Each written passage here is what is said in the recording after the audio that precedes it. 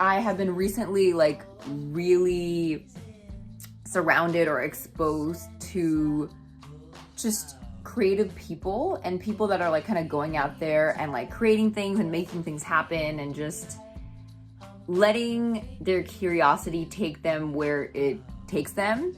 And I miss doing that because I feel like growing up, I used to love like drawing and like painting and just other like arts and crafty type things.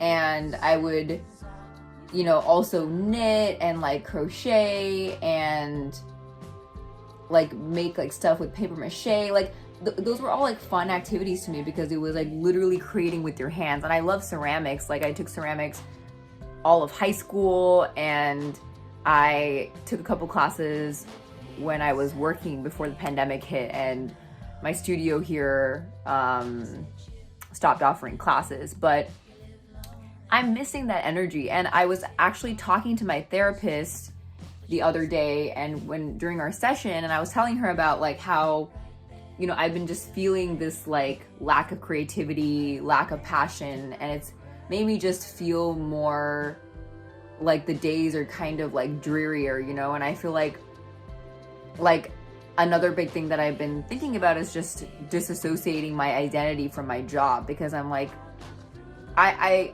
enjoy my job and, you know, I enjoy the people that I work with, but my job is not my identity. Like I'm not like doing something that I'm really passionate about. And I really hope my manager doesn't see this video. I don't think he'll find this out, but like, you know, it's not like my dream job, you know, and it's like, it's not gonna be a forever job, right? And I think like I've been thinking about it more, and I've been thinking about what my values are and what, like if I have like, you know, 24 hours in a day, like how am I allotting my time to different tasks? Like I realize if I want to be more creative, I need to give myself time to like be creative, like draw more, paint more, you know, design more. Last year I really explored digital design. Like I did product design, and through UX Academy, I was really able to kind of flex my creativity in that way.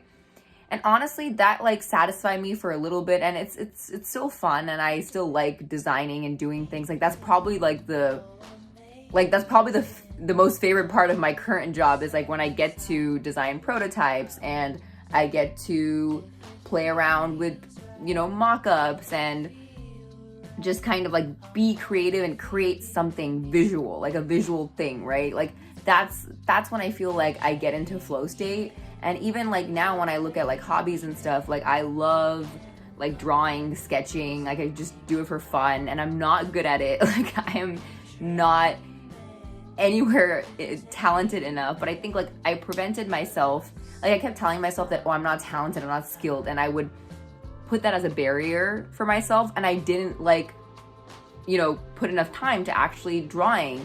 And I'm like, why did I do that? Like, you know, like it's not like there's of course people out there who are talented and skilled, but you have to like really work hard and practice. Like great painters and great sketchers spend a lot of their time painting and sketching and like really honing their craft. Like it's true for anything, right? Like you need to do a lot of that activity to really like be an expert or even get close to like mastering that craft.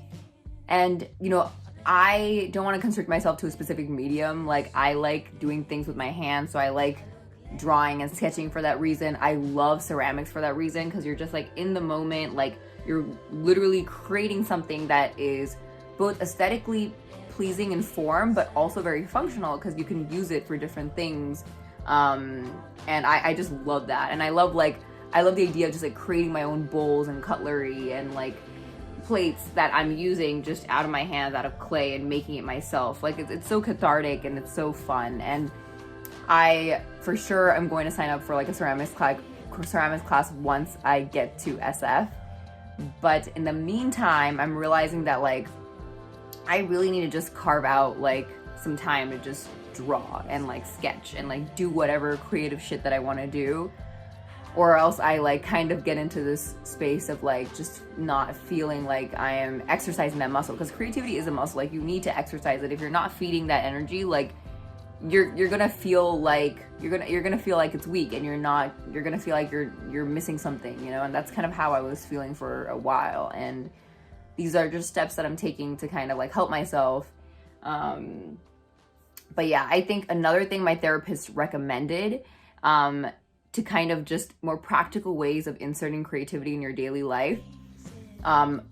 There's 2 exercises she mentioned, which I thought was awesome, and I want to share it with y'all in case you're feeling this way or you're just finding ways to just be more creative.